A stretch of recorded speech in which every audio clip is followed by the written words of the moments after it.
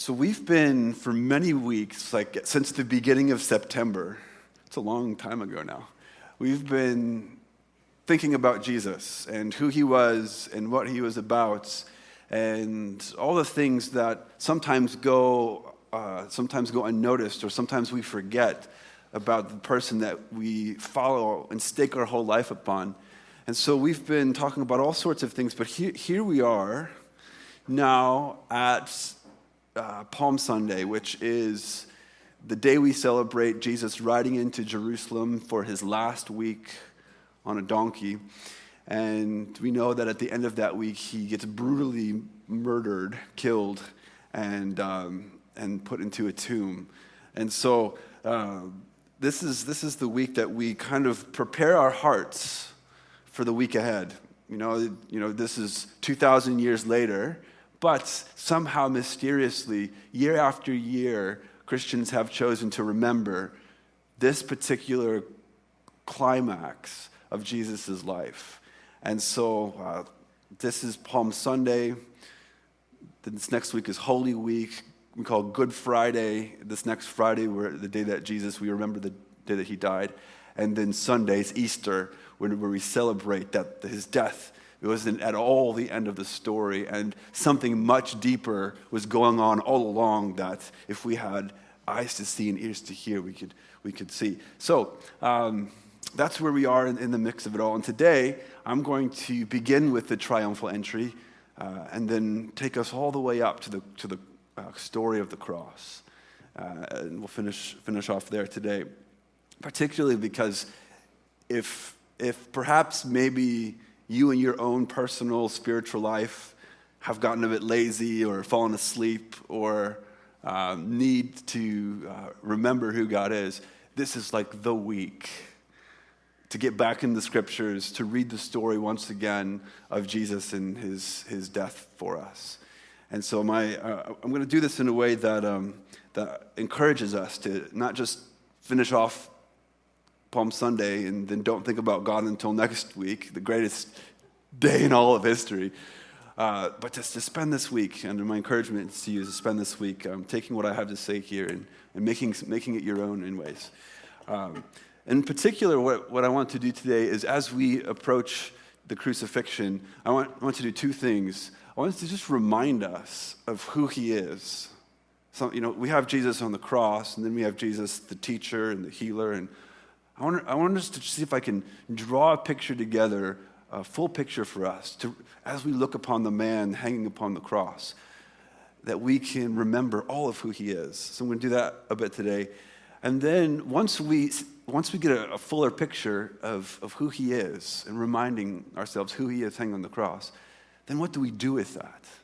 Sometimes I struggle. What do I do with Jesus on the cross? Do I feel sorry for him? Do I feel guilty? Like what's my right response? And so I've been talking for many weeks about a thing that I've been calling baptismal spirituality, which is a big fancy way to say that Jesus' teaching all along has been, if we've been listening to him, he's been saying things like, can you be baptized with the baptism that I'm about to go through? And he's talking about his death. And so baptismal spirituality is a way to say, how can we stay awake in our lives, day in and day out, to this most powerful moment in all of history? So we'll get into that. But first, just to remind us a little bit, to draw together, this is many months. So it's October, November, December, January, February. This is like month 8 of being with Jesus. And so it'd be easy to forget all the things we've talked about.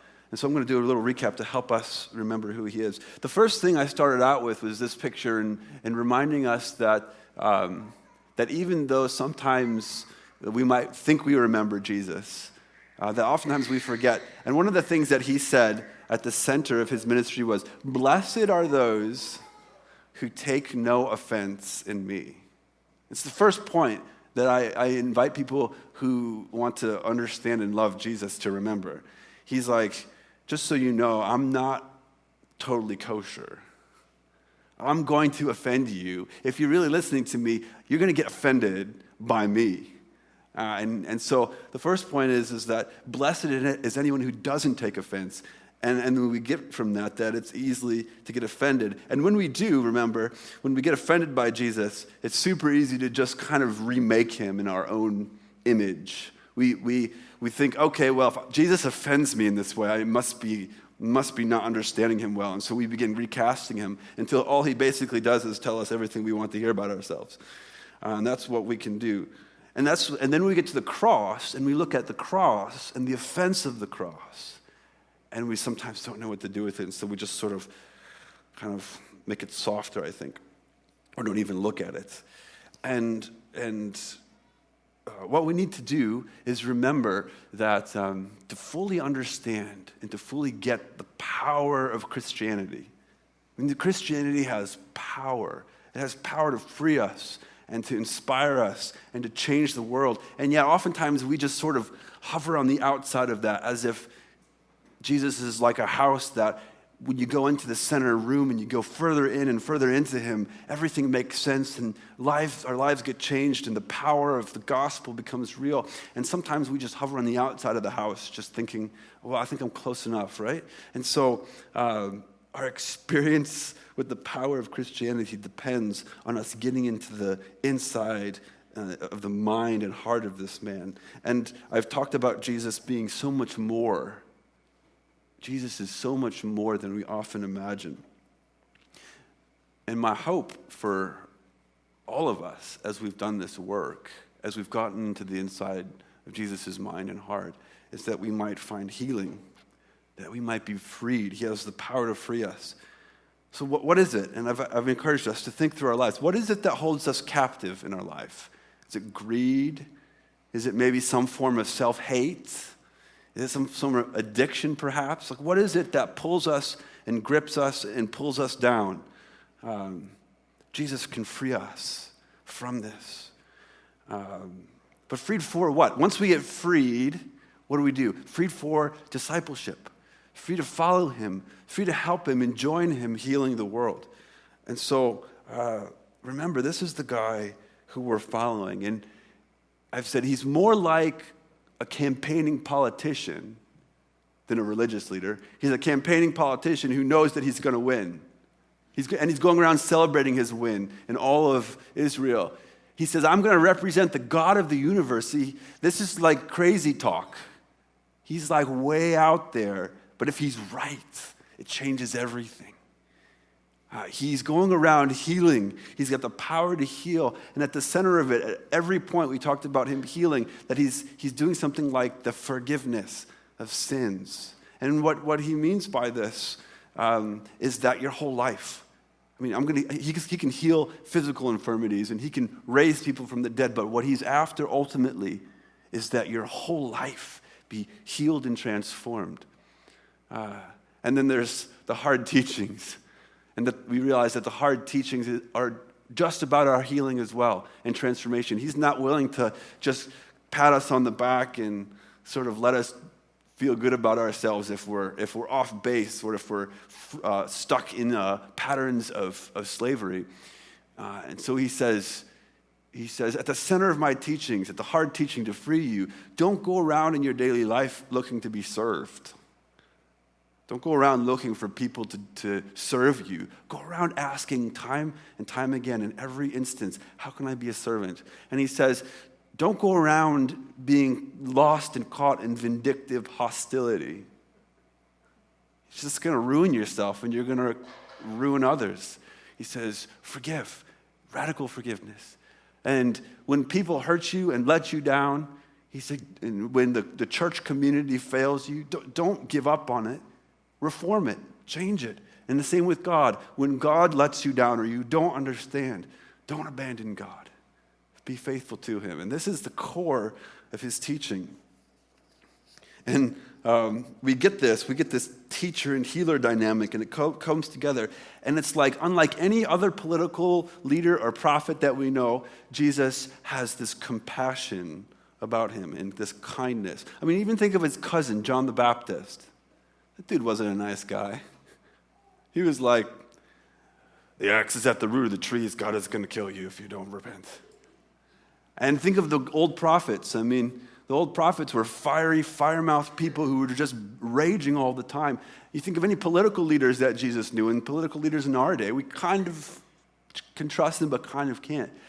But unlike any of these, and this is where we have to understand on the cross, Jesus is here to confront power, and he's not just going to let it bowl over him. He's going to confront power, but he's also marked by this compassion and kindness. And remember this, what he taught here. Are you having a real struggle? This is Jesus' words. Are you having a real struggle? Come to me. Are you carrying a big load on your back? Come to me. I will give you a rest. Pick up my yoke and put it on. Take the lessons from me. And here it is. My heart is gentle, not arrogant. This is what begins to put him and set him apart from every other human leader. And it makes his friends start to go, this is something like we've never experienced. You'll find the rest in me you deeply need. My yoke is easy to wear. My load is easy to bear. So here it is. He's not just another inspirational leader that's going to get killed. But he's like, you finally found the deepest lover you ever hoped for. I mean, think about that.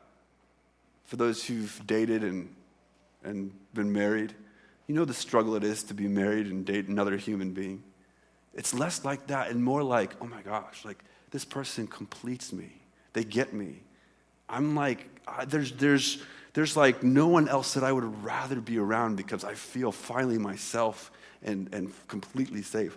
Or he's like, I mean, this gets cheaper than that, but it's like, and then maybe for me, because Eve and I are always, longing for the day that we can have a house and it can be our own, and it's like, and I'm always on Kijiji sort of looking. And it's like, oh my gosh, I found the perfect place to live. It's got just the right amount of land. It's got like, the house is just the right size. It's the place I've always wanted. It's like, there's nothing else in the universe that can be better than this. And his friends start saying these things. He's like, if we lose him, if we ever lost him, it would be the greatest loss in all the universe. This is what we have to remember and think about. And not just this, not that he finally makes sense of their lives and sense of everything around them, but he taught them how to be joyful, how to have real joy in the midst of suffering, in the midst of their hardest heartaches. He's like, here, let me teach you to be joyful. And that's what his whole birth story is about, really.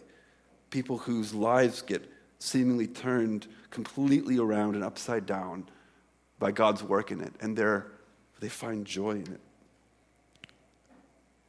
And ultimately, he kind of thrilled them, right? He thrilled them with a sense of destiny. Not only do I complete you and I can teach you to be joyful in the midst of all your pain, but you're going to join me.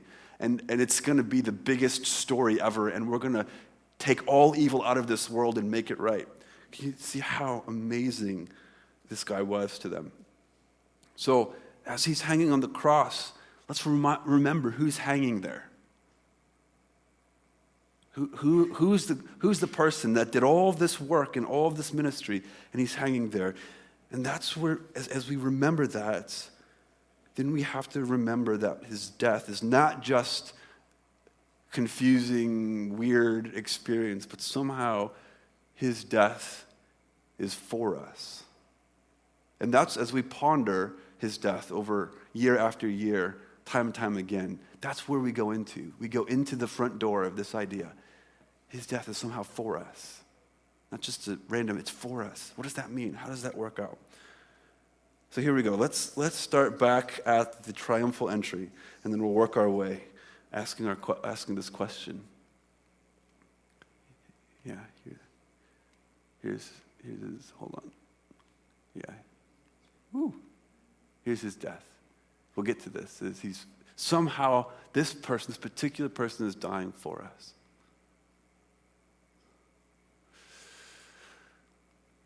Okay, so here he comes into Jerusalem.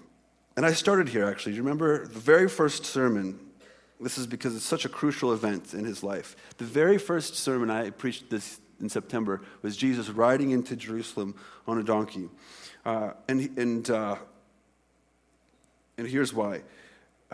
Jesus chose a particular time to do a particular act. He chose the Passover. All these people here are in Jerusalem remembering the Exodus, remembering that God freed his people from Egypt and from the powers of an evil slave master.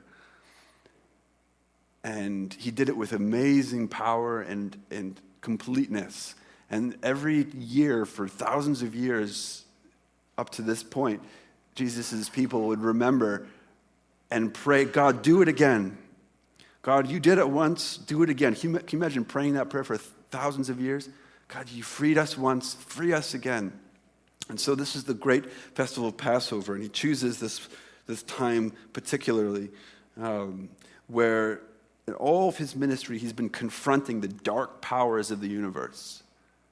Satan, demons, the dark powers of the universe are against him, and they're drawing the religious leaders of his day to be against him and hostile to him as well.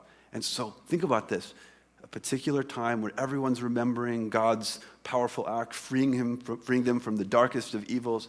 And Jesus says, this is me. This is what I'm about. This is what I'm going to be doing. And he comes in on a donkey, which symbolizes his ultimate kingship. He's the ruler of it all. And then he goes a bit berserk. He comes into the temple, the very place where God's presence should live and be treated as holy. And he starts driving out the people who had turned God's place of prayer into a place of profit.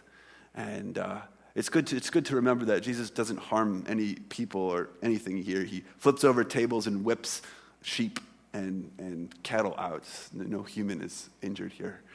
This is, sometimes I think, what of someone coming into the mega church and the Starbucks kiosk is there, and this is a place of prayer. I don't know.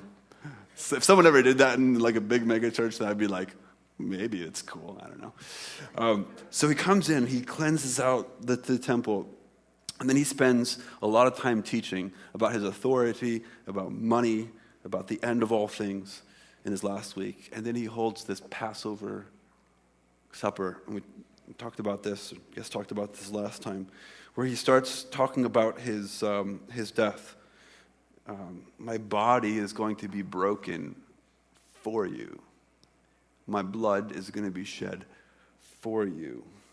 And this is where Satan comes and enters Jesus. And we see just how complex the forces of evil are. Not just Satan just doesn't come in and oppose him there. He comes into one of his closest friends and begins to work kind of behind the scenes, so to speak. And so Judas comes and leads an armed crowd to Jesus, like people with clubs and sticks. The high priest, the religious leaders of the day send these folks out. And Jesus gets arrested in this garden and kind of talks about, he tells his followers, like, guys, don't resist this. This is going to be a fulfillment. This is God's plan. One of his followers didn't understand and took out a sword and cut off an ear. And Jesus is like, put away your sword. My Father is involved with all of this. And we see that faithfulness that Jesus invites us into when things don't go like we think they are and they get all mixed up. And we're very confused about how God could possibly be working through a horrific experience. Jesus, in his moment of suffering, remembers that his Father is involved. So he gets led. Jesus gets led to the Jewish leader, the high priest, and Simon Peter follows him. One of his closest friends follows him and looks on from a distance. And all along, Peter just denies that he knows Jesus. It's a cold scene, a cold setting, because there's a fire in the courtyard there, and Peter's warming himself there. And you get this sort of contrast. A servant girl, in that day and age, the most powerless individual, comes up to Peter and is like, I know you, you're his follower. And he's like, he can't stay faithful to Jesus. He's like, I don't know the guy. And here, on the other hand, just feet away, on the other side of a wall, is Jesus with the greatest religious leader of their day, the greatest authority, standing up courageously. And, this idea of Jesus dying for us, I think, begins here. I mean, I don't know about you, but when I cross the border or when I come see a police car behind me, I always get nervous. Like the authorities of this world are scary. Not because of the people, but because of their authority. And what do we want to do with authorities, right? We want to please them. We want to please our parents. We want to please the people in authority. We want to make them pleased with us. And Jesus, we know, wanted this from the religious leaders too. But here he was. I mean, what he was about to do should have pleased the religious leaders to no end. But here he was being shamed and bound and taken to jail by the people who he probably wanted to love him the most. And this Jesus, in dying for us, he takes that on. For anyone who's ever been shamed or beaten down by people in authority who should have loved you and should have delighted in you, but instead bound you, Jesus is right with you in that experience. Jesus knows what that's like. His death is for us. So these religious leaders end up taking him before an even stronger authority, Pilate, the person in charge, the Roman in charge of overseeing the land of Israel from the Caesar. And so Jesus gets led before the greatest authority in the land, and he asks, "Are you actually a king? Are you actually the king of the Jews?" And Jesus doesn't really answer him straightly. And then Pilate ultimately says, "There's no fault in this guy. He's done nothing wrong." And yet there's a custom at this point. His custom was to, I don't have a picture. Oh yeah.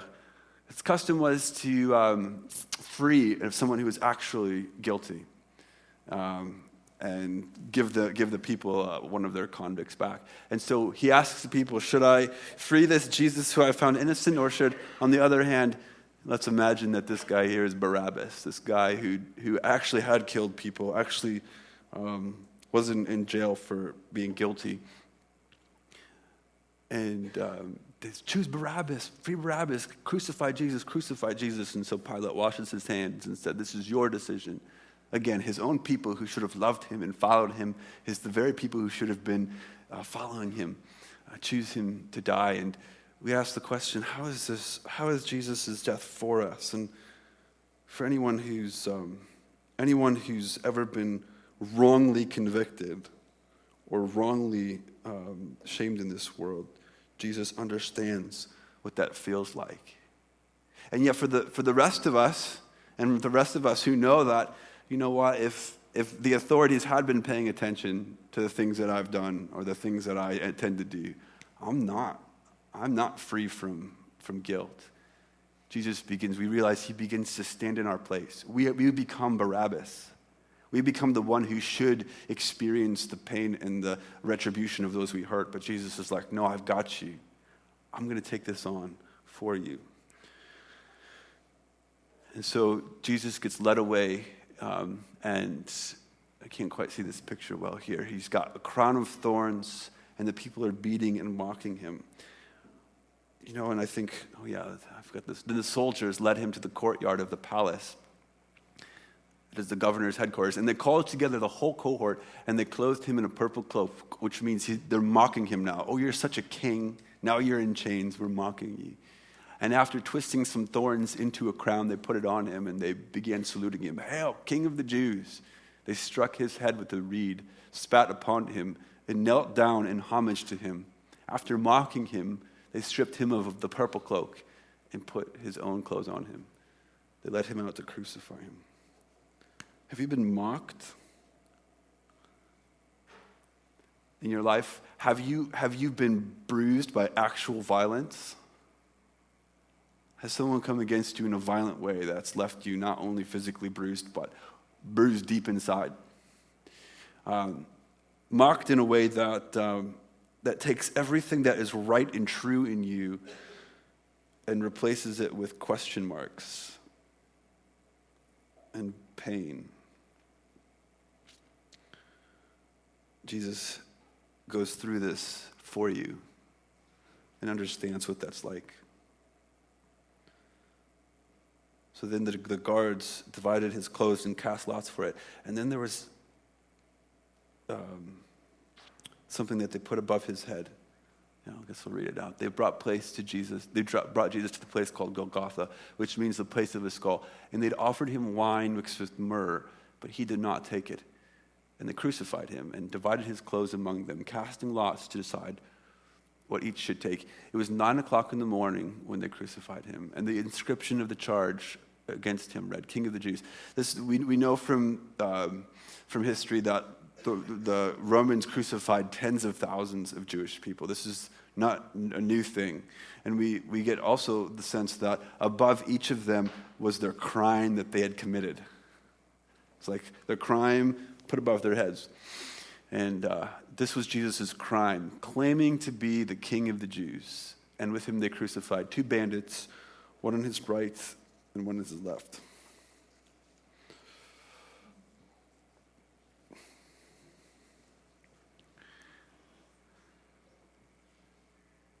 And so here we come to it.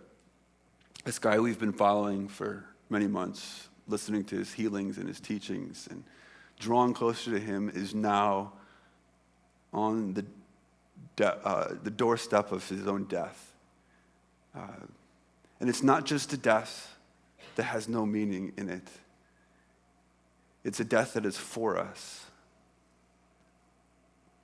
He not only identifies with us in all of some of the hardest pain in all of the universe, but now he's finally showing us ultimately what selfless love looks like.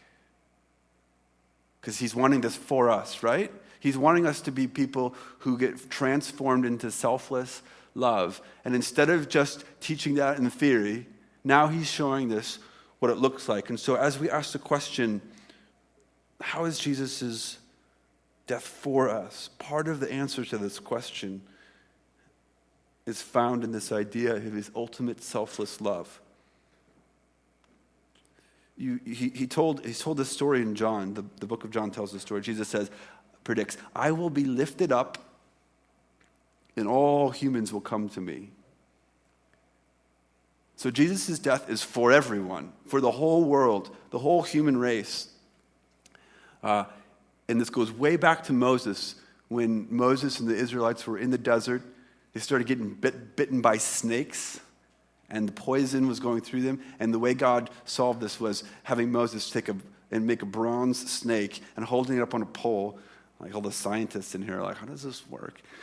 A bronze snake on a pole, and if they looked at the snake, then they wouldn't die from the snake bite. You see this? This is Jesus like, that is me.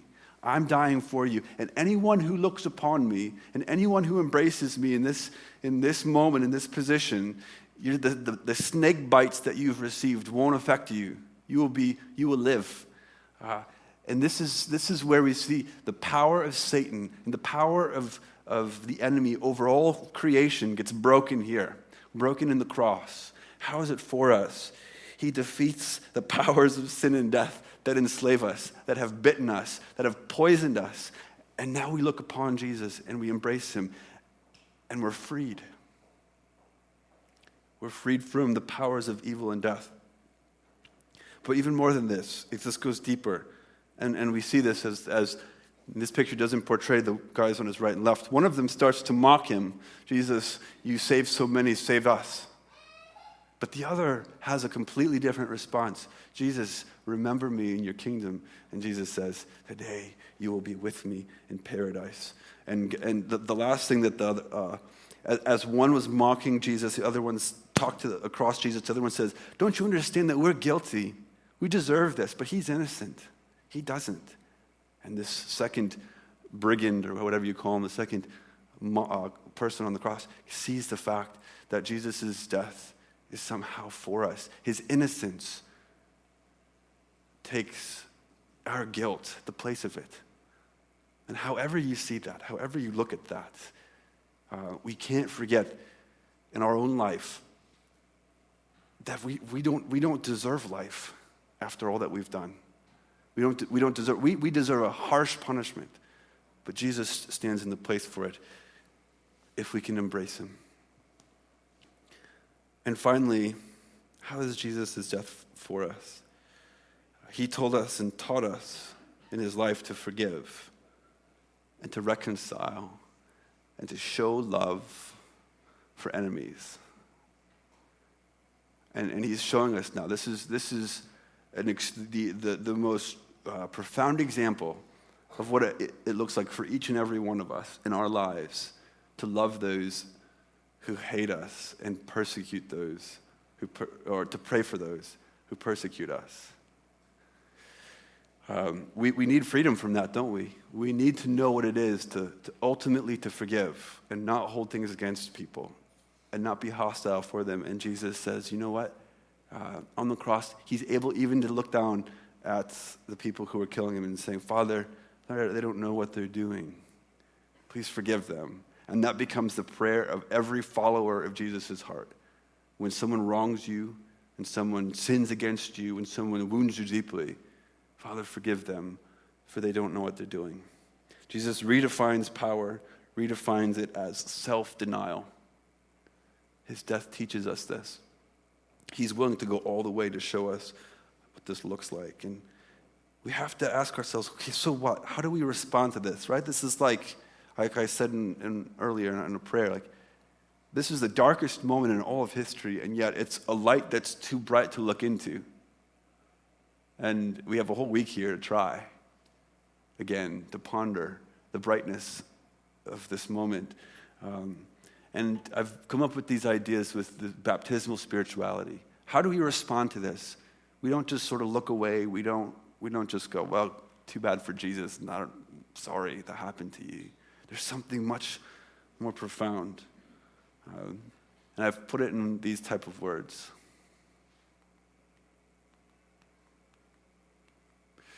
Rather than being lulled over and over again by the consumerism in our life, we need to stay awake to Jesus' hard path of service and care. We look upon Jesus dying for us and remember, this is what my life needs to look like. Take up your cross and follow me. Rather than being choked by discontentment over and over again, this is a practical guide to hope. So discontentment that can ruin our lives and the hope that is in the cross. It teaches us this. Rather than perpetuating rejection and relational hurt, learning how to forgive deeply. What's the proper response to the cross? Learning how to forgive like Jesus does. What's the proper response to the cross? Learning how to put our treasures and our identities in God so that our relationships can have a greater freedom. We tend too much to put our hope in each other, right? Rather than asking the question, why me? What did I do wrong? Does God hate me? Learning to interpret life in the light of God's plan to undo sin and evil. How do we respond to the cross? We join Jesus in his faith in God, working out all things for good. Rather than settling for lower forms of selfish love, learning to love profoundly. And being on a path of self-improvement that goes far beyond self-help to a type of transformation that only devotion to God who gave his son for us on the cross can give us access to. That's a lot of words. The question is this. We look upon Jesus and what he was willing to go through, and we stare at the tomb that he was then, after he died, was put into. We stare at the closed door of the tomb, and we have to ask ourselves, what do we do? How do we respond? And the only proper response is this. Open our hearts to Jesus and receive the death that he died for us. And then to be steadfastly willing to change our life and align it to his way. That's the proper response.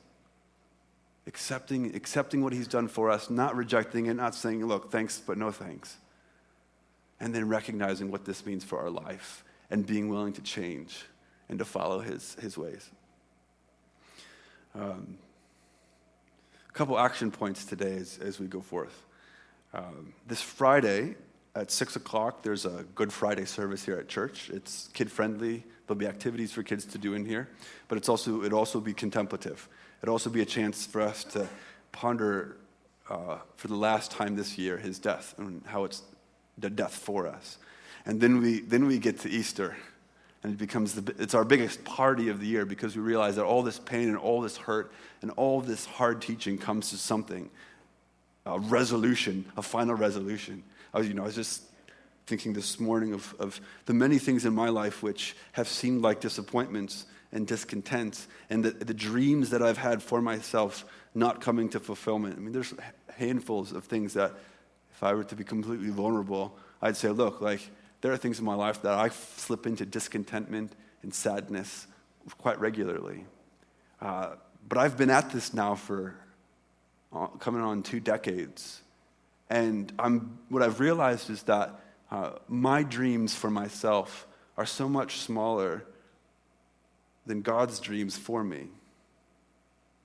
And what I mean by that is he's freed me in ways from things that I wouldn't have necessarily wanted to be freed from because they felt good. But he's freed me from them. And now there's a freedom that comes in the cross and the resurrection that's so profound. And there are things which have, I didn't even know were broken in me, that have now been transformed and brought to wholeness.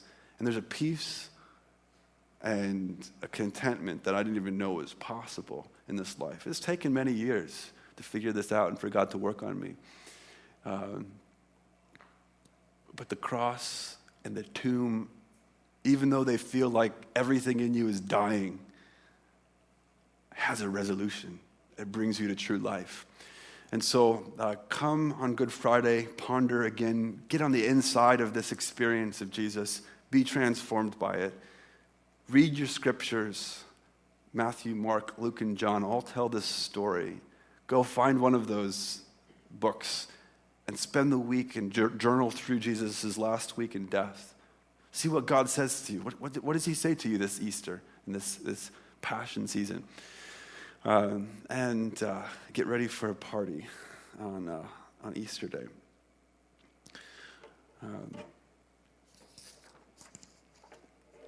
I wonder, even just a week from now, I wonder what would be just different in your life, just that much more changed if you open maybe some of you haven't opened your heart to Jesus' gift for you. Maybe this is the time and the moment to do it. Maybe it doesn't fully make sense to you, but there's something unexplainable that makes sense about this great king saying, look, I'm going to go through hell and back to keep you alive for you.